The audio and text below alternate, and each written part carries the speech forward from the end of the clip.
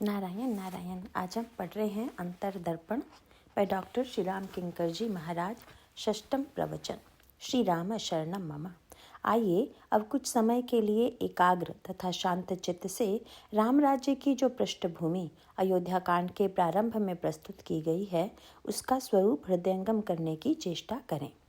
महाराज श्री दशरथ राम राज्य की स्थापना करना चाहते थे, किंतु उनका यह पवित्र संकल्प पूरा नहीं हुआ। इसका तात्पर्य यह है कि राम राज्य तो जीव की सबसे बड़ी आकांक्षा है। राम राज्य का वर्णन करते हुए कहा गया है कि राम राज्य में सारे सुख विद्यमान थे और दुख के जो चारों भेद हैं उनका राम राज्य में प्रवेश नहीं था। राम राज नभ गेस सुनु सचराचर जग माहि, काल कर्म स्वभाव गुण कृत दुख काहु ही नाहि। और भाई ऐसा कौन सा व्यक्ति अथवा समाज होगा जो इस चरम स्थिति को प्राप्त न करना चाहता हो, किंतु इसकी उपलब्धि में आने वाले विघ्न जब तक व्यक्ति अथवा समाज के जीवन में हैं एवं उनका समाधान जब तक पूर्ण नहीं किया जाता तब तक इच्छा होते हुए भी राम राज्य नहीं हो सकता। वह बाधक तत्व क्या है, इसका संकेत आपके सामने पिछले दिनों से किया जाता रहा है। एक और तो कैकई जी मूर्तिमती क्रिया हैं, पर क्रिया रूपा कैकई के अंतःकरण में लोभ तथा ईर्ष्या की तीव्रतम भावना मंथरा के द्वारा उत्पन्न कर दी जाती है तथा कैकई जी की बुद्धि मंथरा के लोभ द्वारा आच्छन्न हो जाती है। और दूसरी ओर बड़े महत्व का संकेत यह है कि महाराज श्री दशरथ की मनस्थिति भी वैसी नहीं है जैसी कि राम राज्य के निर्माता की होनी चाहिए। इस संदर्भ में आप यह ध्यान रखेंगे कि कैकई जी के भवन में 3 महापुरुषों के प्रवेश का वर्णन आता है। सर्वप्रथम कैकई के भवन में महाराज श्री दशरथ ने प्रवेश किया।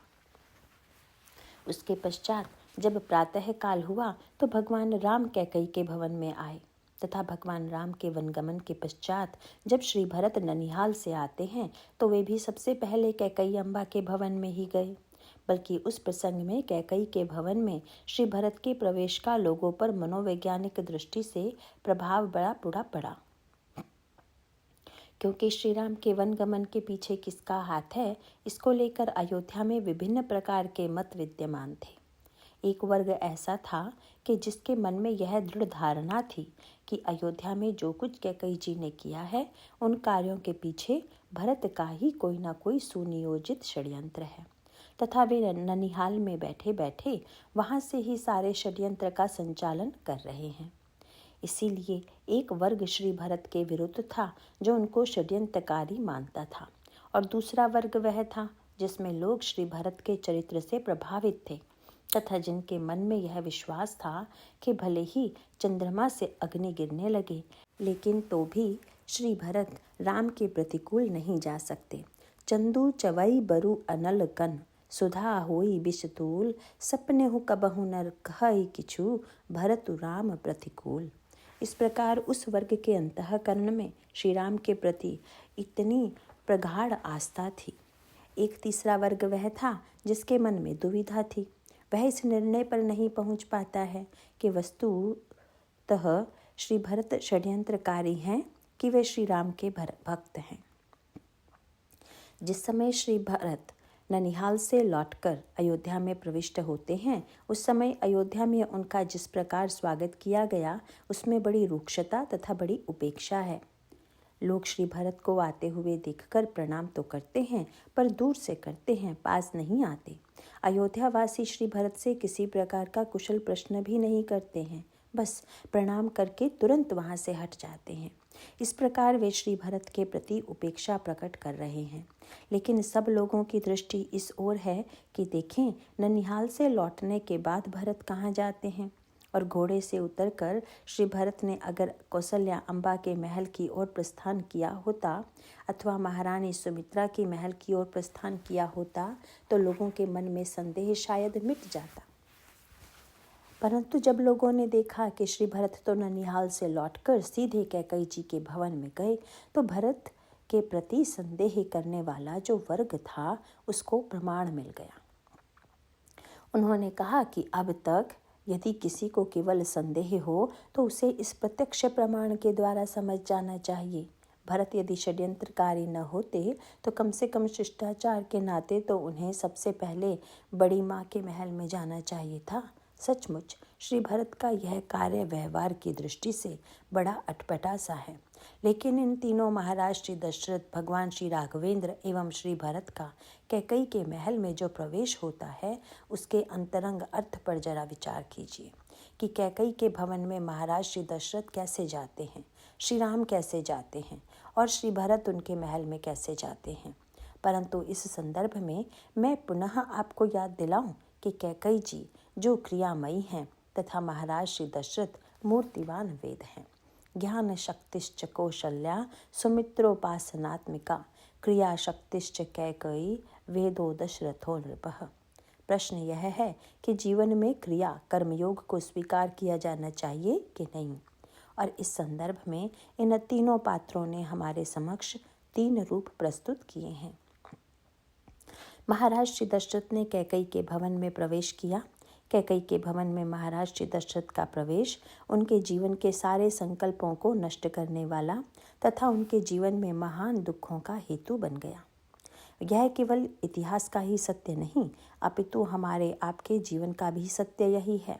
मुख्य बात यह है कि जीवन में क्रिया किए बिना तो काम नहीं चलेगा, इसीलिए क्रिया को महाराज श्री दशरथ भी महत्व देते हैं, भगवान श्री राम भी महत्व देते हैं और श्री भरत भी महत्व देते हैं। लेकिन क्रिया के महल में प्रवेश करने की एक कला है। क्रिया में प्रवेश करते हुए किस प्रकार की वृत्ति लेकर जाना चाहिए, इसमें सबसे पहले हम महाराज श्री दशरथ के चरित्र पर विचार करें। उसके पश्चात श्री भरत जी के चरित्र पर विचार करेंगे। आपके सामने यह बात कही जा चुकी है कि मंथरा ने कैकई जी की बुद्धि में तीव्रतम लोभ भर दिया। इसका अभिप्राय है क्रिया में फल की तीव्रतम आकांक्षा है, और भाई व्यक्ति जब क्रिया करता है तब उसमें यदि फल की आकांक्षा हो तो कोई आश्चर्यजनक प्रतीत नहीं होता, बल्कि कहना यह चाहिए कि व्यक्ति पहले फल का निश्चय करके ही कर्म की ओर प्रवृत्त होता है। लेकिन गीता में यह संकेत किया गया है कि कर्मण्येवाधिकारस्ते मा फलेषु कदाचन।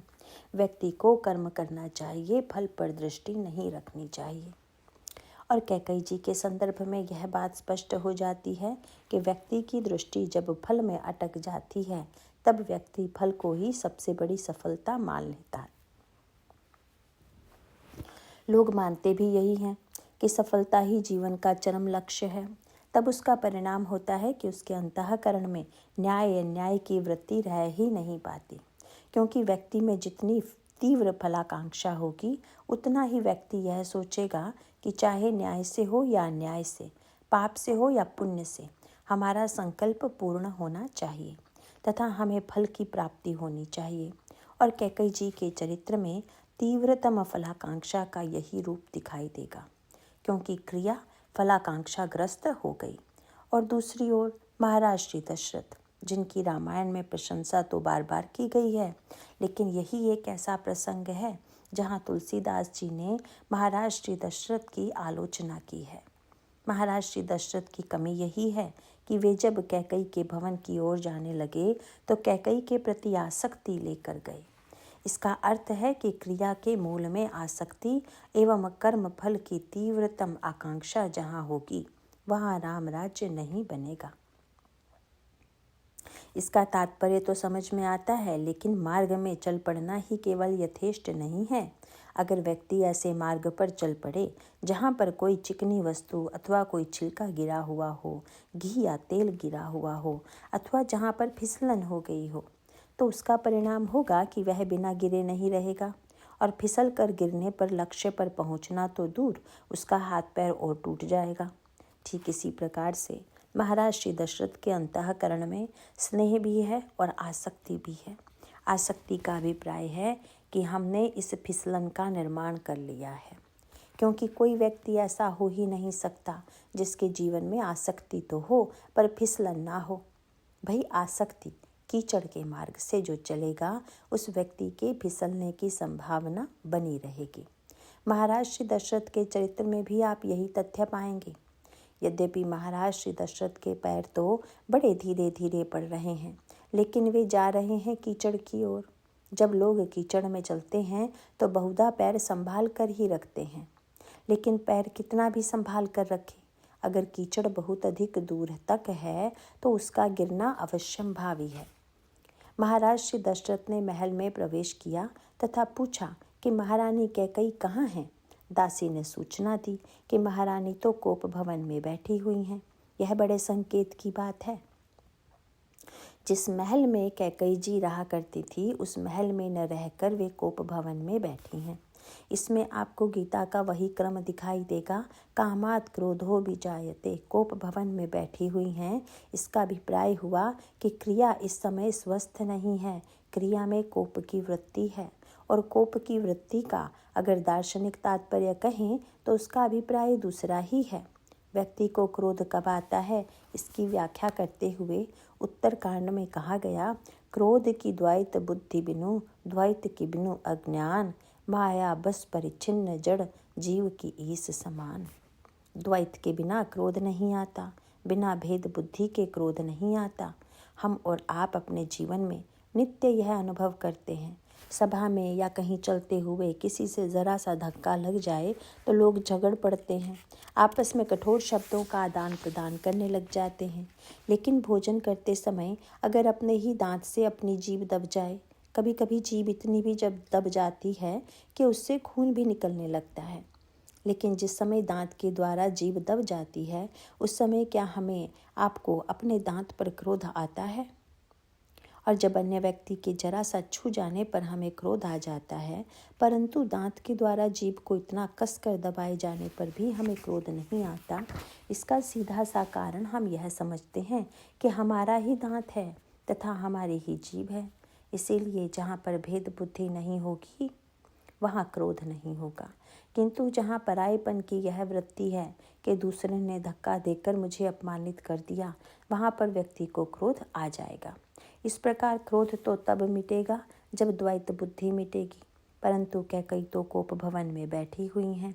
भरत के प्रति अद्वैत वृत्ति बनी हुई होती तो यह समाचार सुनकर कि राम को राज्य मिल रहा है उनको असंतोष न होता बल्कि प्रसन्नता होती। लेकिन अंतःकरण में द्वैत बुद्धि का उदय होने के पश्चात फल की आकांक्षा से ग्रस्त कैकई कोप भवन में बैठी हुई हैं। परंतु महाराज दशरथ यदि सावधान होते तो इस समय लौट जाते। उन्हें क्रोध के भवन में तो कभी घुसना ही नहीं चाहिए था। वर्णन आता है कि जब क्रोध में नारद जी के होंठ फड़कने लगे, आंखें लाल हो गई और इस तरह जब वे भगवान विष्णु की खोज में चल पड़े, फरकत अधर कोप मन माही, सपदी चले कमलापति पाही। और साथ में निर्णय कर लिया कि देहूँ श्राप की मरिहूँ जाई, जगत मोरी उपहास कराई। मैं या तो उनको शाप दे दूंगा या स्वयं आत्महत्या कर लूँगा, क्योंकि इन्होंने मुझे हंसी का पात्र बना दिया है। इसीलिए मैं अपने अपमान को भूल नहीं सकता। और क्रोध में कांपते नारद को जाते हुए देखकर तुलसीदास जी ने बड़ी साहित्यिक भाषा का प्रयोग किया। क्रोध में चलते हुए नारद जी तो समझ रहे थे कि मुझे जब भगवान मिलेंगे तब उनको मैं फटकारूंगा, लेकिन भगवान ने क्या किया? बोले बीच ही पंथ मिले धनुजारी।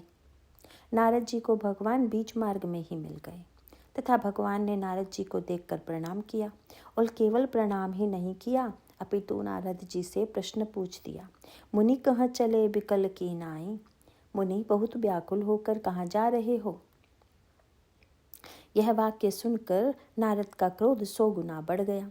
नारद जी सोचने लगे कि एक तो सारा षड्यंत्र रचकर मुझे अपमानित किया और प्रश्न भी तब किया कि जिस विश्व मोहिनी से मैं विवाह करना चाहता था, जब उसी विश्व मोहिनी को साथ में लिए हुए हैं।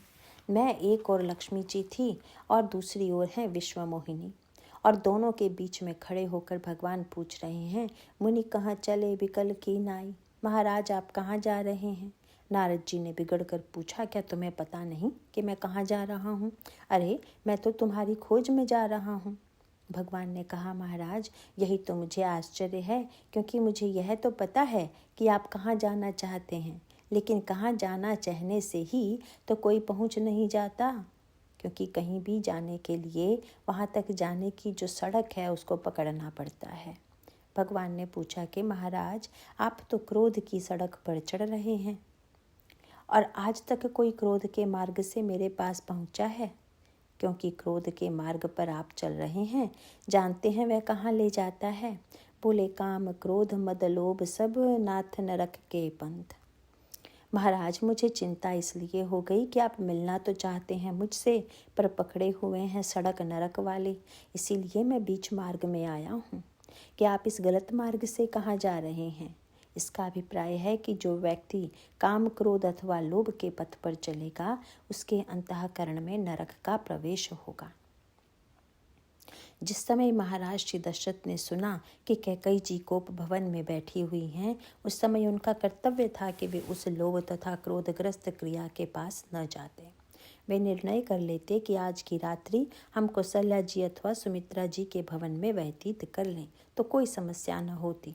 इसका अभिप्राय है कि क्रोधग्रस्त तथा लोभग्रस्त क्रिया के संदर्भ में अगर महाराज श्री दशरथ ने ज्ञान अथवा उपासना का आश्रय ले लिया होता तो वे संकट से बच जाते तथा आगे जो अनर्थ कैकेयी जी के द्वारा हुआ वह न होता।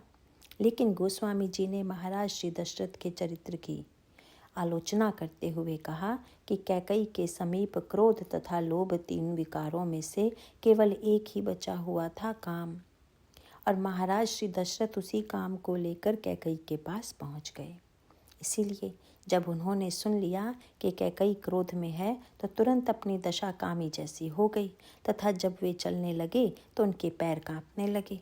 कैकेयी के सौंदर्य के प्रति बड़ी तीव्रतम आसक्ति उनके मन में है और इस प्रकार वे आसक्ति के फिसलनदार मार्ग पर चल रहे हैं। तुलसीदास जी से किसी ने पूछा कि दशरथ जी तो महान गंभीर व्यक्ति हैं, लेकिन वे इतने व्याकुल क्यों दिखाई दे रहे हैं, इतने घबराए हुए क्यों लग रहे हैं? तुरंत गोस्वामी जी ने कहा, सुरपति बसई बाहुबल जाके, नरपति सकल रहई रुख ताके, सो सुनीति अरस गयऊ सुखाई, देख कहूँ काम प्रताप बढ़ाई। इसका तात्पर्य है कि काम क्रोध और लोभ तीनों में से यदि एक दुर्गुण आ जाए तो राम दूर चले जाते हैं, लेकिन जहाँ तीनों एक साथ आ जाएं वहाँ राम का वनवास हो जाना स्वाभाविक ही है। इसका सीधा सा तात्पर्य है कि यदि क्रिया के प्रति हम आसक्ति के पथ पर चल रहे हैं, यदि फलाकांक्षा ही हमारे जीवन में सब कुछ है और यदि हमारा अंतःकरण काम क्रोध और लोभ से ग्रस्त हो चुका है, तो निश्चय समझ लेना चाहिए कि ऐसी क्रिया का आश्रय लेने पर व्यक्ति राम राज्य नहीं बना पाएगा। दूसरा उपाय यह है कि क्रिया को बिल्कुल नष्ट कर दिया जाए, लेकिन नहीं, क्रिया अगर नष्ट हो जाएगी तब तो समस्त संसार ही नष्ट हो जाएगा। इसीलिए आप देखेंगे कि महाराज श्री दशरथ जब कैकेयी से वार्तालाप करते हैं, उस समय गोस्वामी जी ने महाराज श्री दशरथ का वर्णन उस योगी के समान किया जो ज्ञान का महान दीपक जलाने के लिए व्यग्र था, लेकिन अंतिम क्षण में अचानक उस दीपक को किसी ने बुझा दिया। और उस दीपक को बुझाने वाली हैं कैकेयी। उत्तरकांड में कहा गया है कि दीपक बुझाने वाली जो माया है वह साधक के पास जाकर अपनी कला का प्रयोग करके, बल एवं छल का प्रयोग करके अपने अंचल के द्वारा उस दिए को बुझा देती है। कल बल छल करि जाहि समीपा, अंचल बात बुझा वही दीपा। इसी प्रकार महाराज श्री दशरथ भी राम राज्य बनाना चाहते थे। इसका तात्पर्य है कि वे ज्ञान दीप को प्रज्वलित करना चाहते थे, लेकिन कैकेयी जी ने उस दिए को बुझा दिया और कैकेयी जी ने सचमुच कल बल एवं छल से उस दीपक को बुझाया। जिस समय महाराज श्री दशरथ कैकेयी के पास जाकर यह देखते हैं कि कैकेयी जी पृथ्वी पर पड़ी हुई हैं, भूमि शयन पटु मोट पुराना। मैंने आपसे कहा था कि कैकेयी जी ने प्रारंभ में मंथरा को जब बड़ा कसकर फटकारा, उस समय मंथरा ने सोच लिया कि मैं इनसे भी बदला लेकर रहूंगी और जब तक इनको अपनी ही तरह ना बना दूं तब तक मुझे संतोष नहीं होगा। इसीलिए कैकेयी जी जब कोप भवन में जाने लगी तो मंथरा ने तुरंत रोक दिया कि क्या कोप भवन में कीमती साड़ी पहन कर जाइएगा? अरे जैसा आप नाटक कर रही हैं उसमें आपको मोटा कपड़ा पहनना होगा। कैकेयी जी ने कहा, मेरे पास तो मोटा वस्त्र नहीं है। तो मंथरा ने कहा कि मेरे पास है, मुझसे बदल लीजिए। आप अपनी साड़ी मुझे दे दीजिए और मेरा मोटा कपड़ा स्वयं पहन लीजिए। और महाराज श्री दशरथ जब जाते हैं तो उनके हृदय की जो तीव्रतम आसक्ति है उसके कारण वे कैकई को देखकर व्याकुल हो जाते हैं एवं कैकई को मनाने लगते हैं। बार बार कहराऊ सुमुखी सुलोचनी पिक बचनी कारण मोहि सुनाऊ गजगामिनी निज कोप कर। हे सुमुखी, हे सुलोचनी, हे पिक बचनी, हे गजगामिनी, तुम अपने क्रोध का कारण तो कहो। तथा कैकई जी को प्रसन्न करने के लिए वे जो भाषा बोलने लगे वह एक आसक्त एवं कामी व्यक्ति की भाषा है। वे कहने लगे, कैकई, तुम्हारे केवल बोलने भर की देर है, तुम जरा सा कह कर तो देखो। कहू के ही रंग कही करऊँ नरेसु, कहू के ही नृपहि निकासऊँ देसु। बताओ मैं किस दरिद्र को राजा बना दूं तथा किस राजा को देश निकाला दे दूं। कैकई मन ही मन हंसकर सोचने लगी कि मेरे मन में विचार तो यही है कि जिन राम को आप राजा बनाने वाले हैं उन्हें देश निकाला मिल जाए और जो भरत देश से निकला हुआ है वह राजा बन जाए। और कैकई जी को प्रसन्न करने के लिए बड़े उत्साह से उन्होंने कहा, कैकई, मैं तो तुम्हें इतना चाहता हूँ, सकऊँ तोर अरि अमरऊ मारी। अगर कोई अमर देवता भी तुम्हारा शत्रु हो तो उसे भी मैं मार डालूंगा। महाराज श्री दशरथ का यह वाक्य बड़ा विचित्र सा प्रतीत होता है, क्योंकि जब वे स्वयं यह जानते हैं कि जो अमर है वह नहीं मरेगा, पर सोचने लगे कि इससे यदि कैकई खुश हो जाएगी तो कहने में क्या हानि है। उसके पश्चात उनके मुख से एक अनुचित भाषा यह निकल गई कि तुम्हें प्रसन्न करने के लिए जब मैं अमर को मार सकता हूँ तो फिर काह कीट बपुरे नर नारी। संसार के स्त्री पुरुष तो कीड़े मकोड़े की तरह हैं।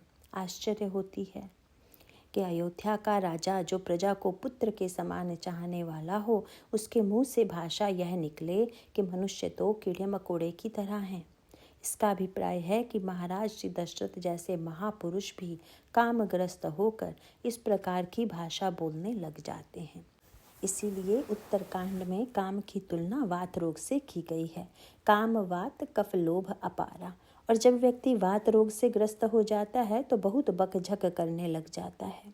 इसी प्रकार से जब मनुष्य के अंतःकरण में काम का वात प्रबल हो जाता है तो भी व्यक्ति का अपनी वाणी पर अधिकार नहीं रह जाता।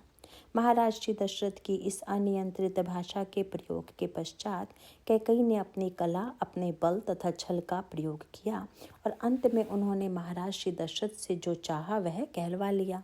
महाराज श्री दशरथ ने कैकई जी से सर्वप्रथम तो यह कहा, भामिनी भयउ तोर मन भावा, घर घर नगर आनंद बधावा। महारानी प्रसन्न हो जाइए, क्योंकि कल राम सिंहासन पर बैठने वाले हैं। इस वाक्य को सुनकर कैकई जी को बड़ी चोट लगी, लेकिन वे महाराज श्री दशरथ को छलना चाहती थी, इसीलिए उस समय उन्होंने अपने दुख को प्रकट नहीं होने दिया और तुरंत महाराज श्री दशरथ से कहा कि आप तो बार बार मुझसे कहा करते हैं कि मांगू पै कहो पिय, चाहे जो मांग लो, पर कबहु न देहु न लेहु। देन लेन तो कुछ करते नहीं, बस केवल कहते ही हैं। दशरथ जी ने कहा, आपके मन में यह संदेह कैसे हुआ? तो उन्होंने कहा, देन कहु वरदान दुई, तेउ पावत संदेह। आपने मुझे 2 वरदान देने के लिए कहा था, पर मुझे तो संदेह ही है कि आप वे देंगे भी कि नहीं। दशरथ जी ने अधिक उत्साहित होकर कहा, दुई कई 4 मांगी मकुले हो। अरे, तुम 2 के बदले 4 मांग लो, परंतु जल्दी से आभूषण पहन लो, सुंदर वस्त्र धारण कर लो। और तब महाराज श्री दशरथ का वाक्य सुनकर कैकई जी वस्त्र आभूषण से अपने को सजाने लगी। गोस्वामी जी से किसी ने पूछा कि क्रोध शांत हो गया क्यों? तो तुलसीदास जी ने कहा कि क्रोध शांत नहीं हुआ, अपितु इस समय तो कैकई जी की मनस्थिति ऐसी है कि भूषण सजति बिलो की मृगु मनहु किराति निफंद। जैसे कोई किरातनी मृग के पकड़ लेने के लिए फंदा कस रही हो तथा फंदे के द्वारा वह मृग को बंधन में बांध रही हो, इसी प्रकार यह आभूषण नहीं है, बल्कि यह तो महाराज श्री दशरथ को कसने का फंदा था। महाराज श्री दशरथ ने प्रसन्न होकर कैकई जी से आत्म प्रशंसा करते हुए कहा कि मैं तो वैसे ही महान सत्यवादी हूँ और रघुवंश की परंपरा को तो तुम भली भांति जानती ही हो कि रघुवंशियों का प्राण चला जाए पर वचन नहीं जाने देते। रघुकुल रीत सदा चली आई, प्राण जाऊं बरु वचन न जाई। यह जो महाराज श्री दशरथ की अनियंत्रित भाषा थी वह उनके लिए बड़ी महंगी पड़ी। कैकई ने पहले अपनी कला, अपने सौंदर्य का प्रयोग किया। सौंदर्य का प्रयोग करने के पश्चात कुछ आंसू बहाकर उन्होंने महाराज श्री दशरथ के हृदय को व्याकुल किया तथा अंत में महाराज श्री दशरथ से कहा कि मैं तो केवल 2 ही वरदान चाहती हूँ। एक वरदान तो मैं यह चाहती हूँ कि मेरे पुत्र भरत को राज्य मिले तथा दूसरे वरदान के फलस्वरूप राम 14 वर्ष के लिए वनवास जाएं। महाराज दशरथ यह वरदान सुनते ही व्याकुल हो जाते हैं। कैकई के चरणों में सिर रखकर उन्होंने कहा, मोरे भरतु राम दुई आँखी, सत्य कहूँ करि संकरु साखी। कैकई, मेरे लिए तो भरत और राम 2 आँखों की तरह हैं। क्या किसी व्यक्ति के मन में यह कल्पना आ सकती है कि मेरी 2 आँखों में से एक आँख ठीक रहे और दूसरी ठीक ना रहे? इसी प्रकार मेरे अंतःकरण में राम और भरत में कोई अंतर नहीं है। तुम अगर भरत को राज्य देना चाहती हो तो मुझे कोई आपत्ति नहीं है, लेकिन कैकई, मुझे तो आश्चर्य यह है कि आज तक तुमने मुझसे राम के विषय में सर्वथा यही कहा कि राम तो बड़े साधु हैं तथा सारी अयोध्या के लोग भी यही कहते हैं कि सबु को कहु राम सुठी साधु। राम तो साधु हैं, लेकिन कैकई, उन्हीं राम को केही अपराध आजु बनु देहु। यह बताइए कि राम ने कौन सा अपराध किया है कि जो आज आप उन्हें बन दे रही हैं? और तब कैकई जी ने जो उत्तर दिया वही मानो धर्म के साथ छल है। कैकई जी ने कहा, महाराज, विचार मेरा नहीं अपितु आपका बदला है। मैं तो अपनी जगह पर दृढ़ हूँ। मैं पहले भी राम को साधु मानती थी और अब भी वही कहती हूँ कि राम साधु। दशरथ जी ने कहा, यदि तुम अपने विचार पर अड़िग हो तो फिर राम को वन में भेजकर अनर्थ क्यों कर रही हो? कैकई ने कहा कि अनर्थ मैं कर रही हूँ कि आप कर रहे हैं? उन्होंने कहा कि मैं राम को साधु समझती हूँ, इसीलिए तो वन भेज रही हूँ। आप अनर्थ कर रहे हैं कि साधु को सिंहासन पर बैठाकर उसे बदलना चाहते हैं, इसीलिए उल्टा काम तो आप ही का है। मैंने तो बड़ा सुंदर न्याय किया है, क्योंकि तप और भोग में तप करने के लिए वन में भेज रही हूँ। इसमें अन्याय कहाँ है? कैकई जी ने कहा कि महाराज, आज तो आपको यह अवसर मिला है जिसके द्वारा अयोध्या में धर्म के 4 चरण पूरे हो जाएंगे। आज तो सत्य, तप, दया और दान 4 चरण एक साथ एकत्र हो गए, क्योंकि आपने मुझे वचन दिया था कि जो मांगोगी वह मिलेगा, और अगर आप उस वचन को पूरा करेंगे तो आपके सत्य की रक्षा हो जाएगी। धर्म का दूसरा चरण है तप। राम अगर 14 वर्ष के लिए वन जाकर तप करेंगे तो धर्म का दूसरा चरण तब पूरा हो जाएगा। धर्म का तीसरा चरण दान है, और जब आप भरत को ही राज्य का दान दे देंगे तो धर्म का तीसरा चरण पूरा हो जाएगा। और धर्म का चौथा चरण दया है, तो आप दया मेरे ऊपर कीजिए। इस प्रकार सत्य, तप, दया और दान 4 की रक्षा होने वाली है, तथा मैं तो धर्म की रक्षा के लिए ही यह सब कुछ कर रही हूँ।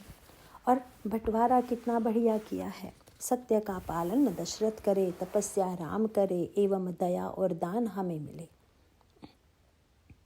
इस प्रकार अभिप्राय है कि हम यह चाहते हैं कि धर्म में जितनी त्याग की बात हो वह दूसरों के जीवन में आए, और धर्म में जितनी भोग या उपलब्धि की बात है वह हमारे जीवन में आए।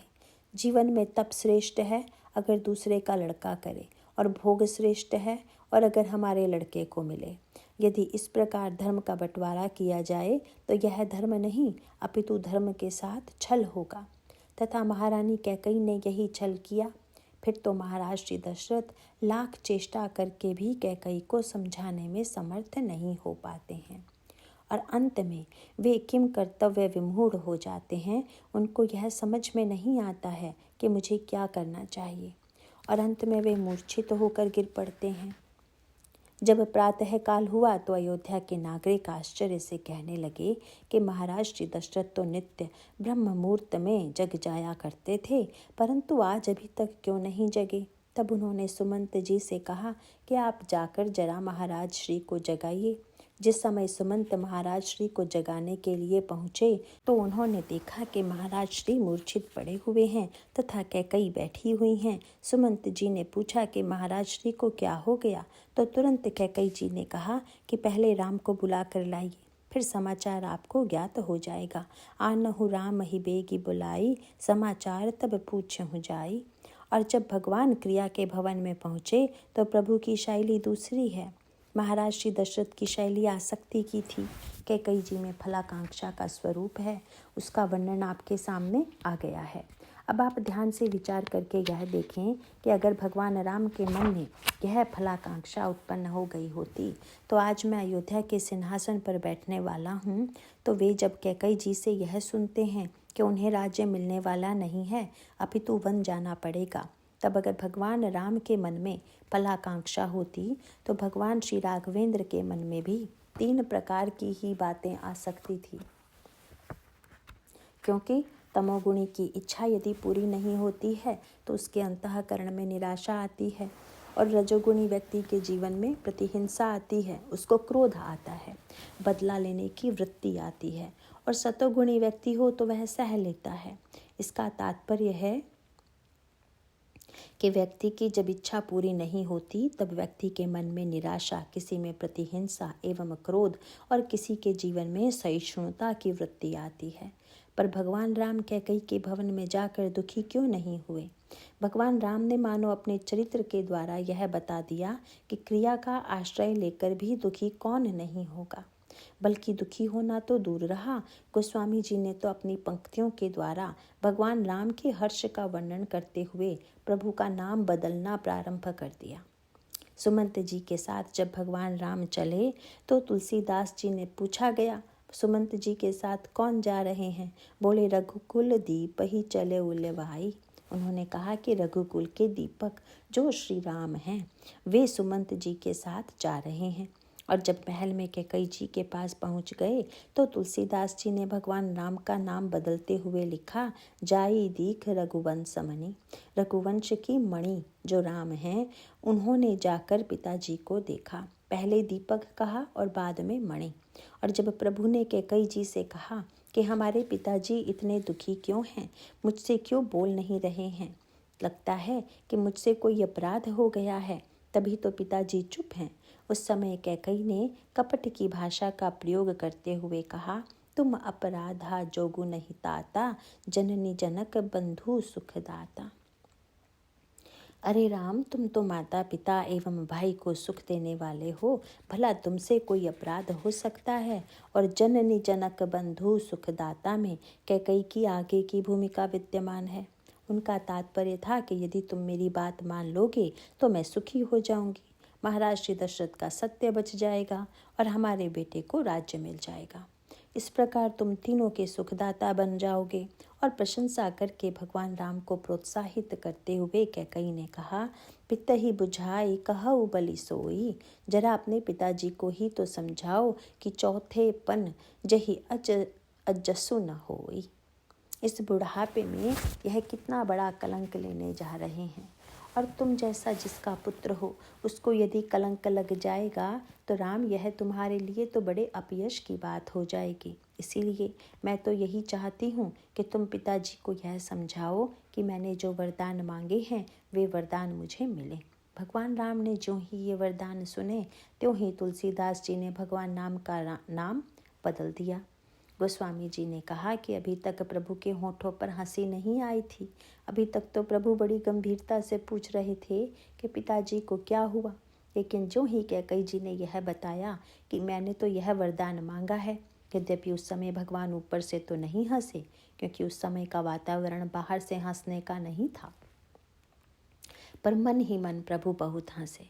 वहाँ पर तुलसीदास जी का शब्द भी यही आता है, मन मुस्कुराई। प्रभु मन ही मन मुस्कुरा रहे हैं। गोस्वामी जी से पूछा गया कि ये रघुवंश मणि हैं कि रघुकुल दीप हैं। उन्होंने कहा कि भाई, ये रघुकुल दीप भी नहीं है और रघुकुल मणि भी नहीं है, अपितु ये तो मन मुस्काई भानुकुल भानु, ये तो सूर्य हैं। तो पहले दीपक, उसके पश्चात मणि तथा अंत में सूर्य। किंतु इन तीनों उपमाओं में निहित तात्पर्य क्या है, इस पर हम और आप जरा गंभीरता से विचार करें। दीपक का अभिप्राय है कि जिस प्रकार दीपक में प्रकाश है, इसी प्रकार राम कुल के प्रकाशक हैं। लेकिन दीपक की कमी यह है कि जब तक तेल और बत्ती होगी तब तक ही वह जलेगा। इसी प्रकार से अनेक लोग चमकते तो हैं, लेकिन तेल बत्ती होनी चाहिए। यदि तेल बत्ती नहीं होगी तो नहीं चमकेंगे। पर मणि की विशेषता यह है कि उसकी चमक के लिए न तो तेल चाहिए और न ही कोई बत्ती चाहिए। इसका अभिप्राय यह है कि अपनी उन्नति अथवा श्रेष्ठता के लिए जिसे किसी बाहरी वस्तु की अपेक्षा है वह दीपक है, और जिसको किसी बाहरी वस्तु की अपेक्षा नहीं है वह मणि है। पर तुलसीदास जी ने कहा कि अब तो राम मणि भी नहीं है, बल्कि ये तो भानु हैं। और भानु का तात्पर्य है कि मणि में यद्यपि प्रकाश तो है, पर वह केवल एक घर में उजाला करती है, पर सूर्य तो सारे संसार के अंधकार को मिटा देता है। और अयोध्या के राजमहल से निकलकर वन में जाना है, यह तो मानो सूर्य का उदय है। और तब भगवान श्री राघवेंद्र ने कैकेयी जी से कहा कि माँ, बस केवल इतनी सी बात। अरे, मैं तो समझ रहा था कि आपने न जाने क्या मांगा होगा, जिससे पिताजी को इतना दुख हुआ होगा। और तब भगवान राम ने कैकेयी से पहला वाक्य कहा, सुनो जननी। प्रभु ने कहा कि तुम तो मेरी जननी हो, और आप यह अच्छी तरह जानते हैं कि कैकेयी जी श्री राम की जननी नहीं हैं, क्योंकि माँ और जननी में अंतर है। समाज में आप किसी भी आदरणीय व्यक्ति को, महिला को माँ कहकर पुकार सकते हैं, पर जननी शब्द का अर्थ है कि जिसके पेट से जन्म हो, जो जनन करे वह जननी। तो कैकेयी जी श्री राम को माँ तो हो सकती हैं, पर श्री राम की जननी तो कौशल्या जी ही हैं। लेकिन भगवान श्री राघवेंद्र ने माँ के स्थान पर जननी कहा। और एक बार नहीं, गोस्वामी जी कहते हैं कि एक बार सुनु जननी सोई सुत बड़ भागी, जो पितु मातु वचन अनुरागी। कहना के पश्चात पुनः कहा, मुनिगण मिलनु विशेषी बन, सब ही भांति हित मोर, तेहि मह पितु आयसु बहुरी, सम्मत जननी तोर। श्री रघुवेंद्र बार बार कहते हैं कि तुम तो मेरी जननी हो, और भगवान राम के इस छोटे से शब्द में गंभीर संकेत छिपा हुआ है, जिसे कैकेयी जी ने अभी तो समझ नहीं पा रही हैं, पर बाद में उन्हें पता लग गया। कल परसों आपने सुना था कि कैकेयी जी ब्रह्मा से नित्य वरदान मांगती थी कि जब मेरा अगला जन्म हो तो राम मेरे पुत्र बने और सीता मेरी बहू बने। और इस प्रार्थना से भगवान राम के सामने बड़ा संकट खड़ा हो जाता था, क्योंकि श्री राम सबके कर्म फल दाता हैं। और जब कैकेयी अम्बा पूजा करके यह वरदान मांगती हैं, तो भगवान को लगता है कि अगर इनका अगला जन्म हो जाए तो मेरी तो महिमा चली जाएगी, और अगर माँ की इच्छा न पूरी हो तो भी मेरी महिमा चली जाएगी, क्योंकि मेरी महिमा यह है कि जो मेरा आश्रय लेता है वह मुक्त हो जाता है। और इस फल के अनुसार माँ का जन्म नहीं होना चाहिए, उनकी तो मुक्ति होनी चाहिए। पर माँ की इच्छा है कि मेरा जन्म हो और राम मेरे पुत्र बने। लेकिन माँ की इच्छा अगर अधूरी रह जाएगी तब तो सिद्धांत ही झूठा हो जाएगा। भगवान श्री राघवेंद्र का संकेत यह था कि आप यही तो चाहती थीं कि आपका अगला जन्म हो और मैं आपका बेटा बनूं, तो लीजिए, आज आपका अगला जन्म हो गया और मैं आपका बेटा भी बन गया। पर भाई, अगला जन्म तो मृत्यु के बाद ही होता है, और भौतिक दृष्टि से देखें तो कैकेयी जी की मृत्यु नहीं हुई, पर मृत्यु केवल शरीर से मर जाना नहीं है। विचार करके अगर देखा जाए तो कैकेयी जी की मृत्यु हो गई। महाभारत में वर्णन आता है कि एक बार युधिष्ठिर घायल होकर अपने शिविर में जाकर विश्राम कर रहे थे। अर्जुन को जब यह समाचार मिला तो वे उन्हें देखने चले आए, और अर्जुन को आया देखकर युधिष्ठिर ने समझा कि ये कर्ण को मारकर आ गए। और तब युधिष्ठिर ने कहा कि आओ आओ अर्जुन, बड़ा अच्छा हुआ जो तुम कर्ण को मार आए हो। अर्जुन ने कहा कि कर्ण का वध अभी नहीं हुआ है, मैं तो आपको देखने चला आया। तब युधिष्ठिर को क्रोध आ गया और वे बिगड़ कर कहने लगे, तेरे गांडीव को धिक्कार है जो तू इस प्रकार से कर्ण को बिना मारे हुए चला आया। और जब उन्होंने गांडीव की निंदा की तो अर्जुन ने तलवार निकाल ली और युधिष्ठिर के सिर को काटने के लिए प्रस्तुत हो गया।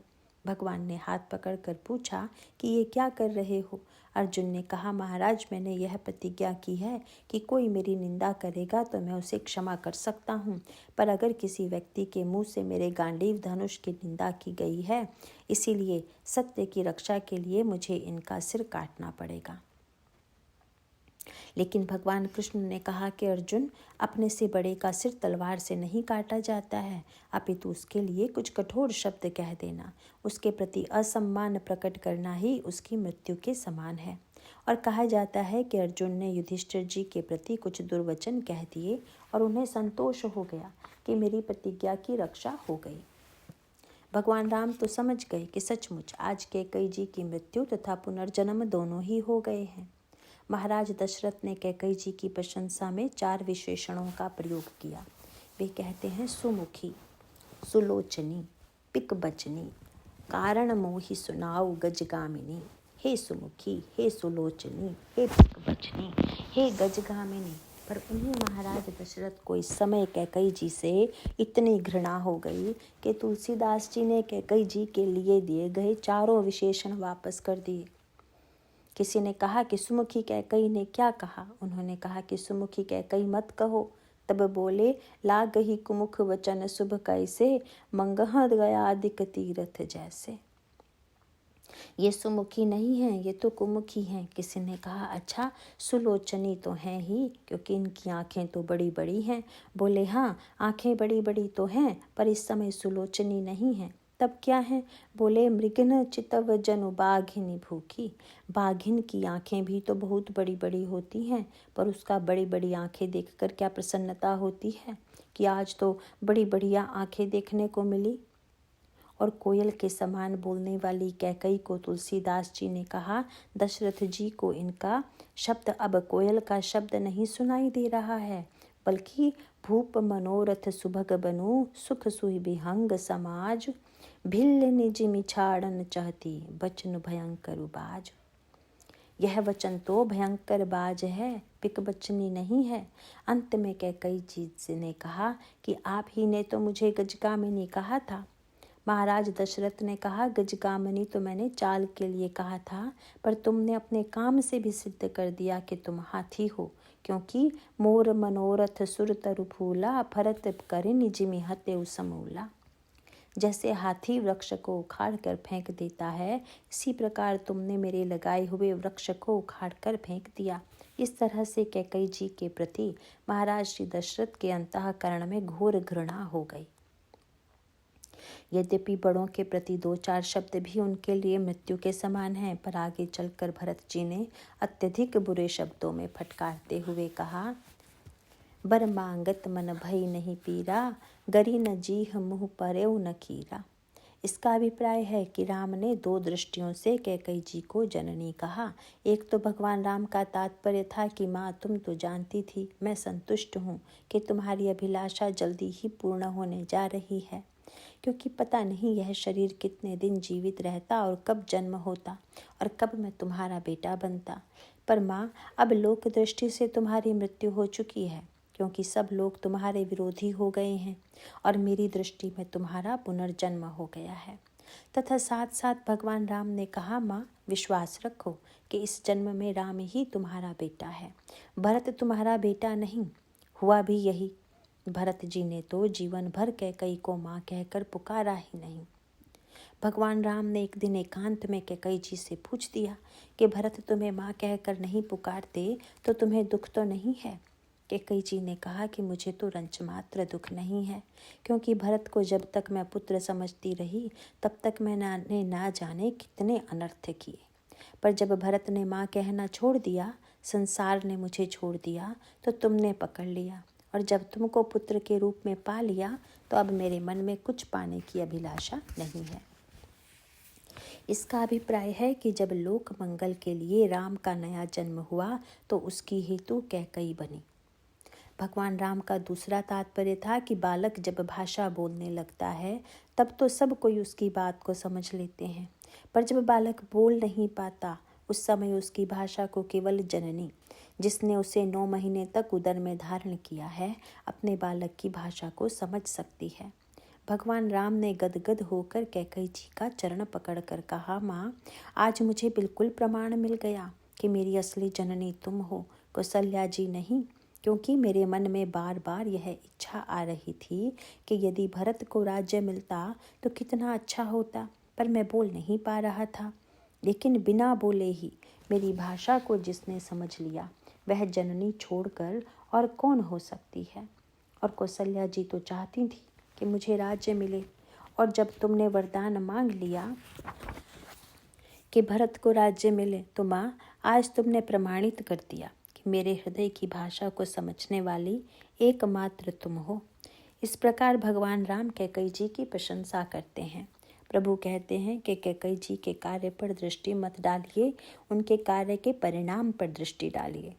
श्री राम यदि फलाकांक्षी होते तो कहते कि मेरे प्रति अन्याय हुआ है, पर प्रभु के मन में फलाकांक्षा नहीं है। वे चाहते हैं कि छोटे को फल की प्राप्ति हो। इसीलिए भगवान श्री राघवेंद्र तो प्रसन्न होकर माँ को धन्यवाद देते हैं कि माँ तुमने कितना बड़ा अवसर दिया। मुनिगण मिलनु विशेषी बन, सब ही भांति हित मोर, तेहि मह पितु आयसु बहुरि सम्मत जननी तोर। इसका अभिप्राय है कि श्री राम अपने चरित्र के द्वारा मानो यह प्रकट करते हैं कि जो व्यक्ति क्रिया में फलाकांक्षा रहित होकर प्रविष्ट होता है वह सुखी रहता है, और श्री भरत ने क्रिया में अनासक्त होकर फलाकांक्षा रहित होकर तो प्रवेश किया ही, बल्कि धन्य है श्री भरत, क्योंकि भगवान श्री राघवेंद्र तो कैकेयी जी से विदा लेकर वन चले गए। कैकेयी के दोषों को मिटाने की चिंता भगवान राम ने नहीं की, लेकिन कैकेयी के दोषों को मिटाने का काम भी श्री भरत ने किया। अंत में आपको यह संकेत मिलेगा कि कैकेयी जी को चित्रकूट श्री भरत लेकर जाते हैं। इसका अभिप्राय है कि संत भरत ने यह बताया कि जब तक क्रिया राम से विमुख करने वाली है तब तक त्याज्य है, परंतु किसी प्रकार उसी क्रिया को हम श्री राम के सम्मुख कर दें। लेकिन कैसे करें? भरत उस क्रिया को राम के सम्मुख कैसे करते हैं, इसकी चर्चा हम कल करेंगे। आज इतना ही। बोलिए सियावर रामचंद्र की जय।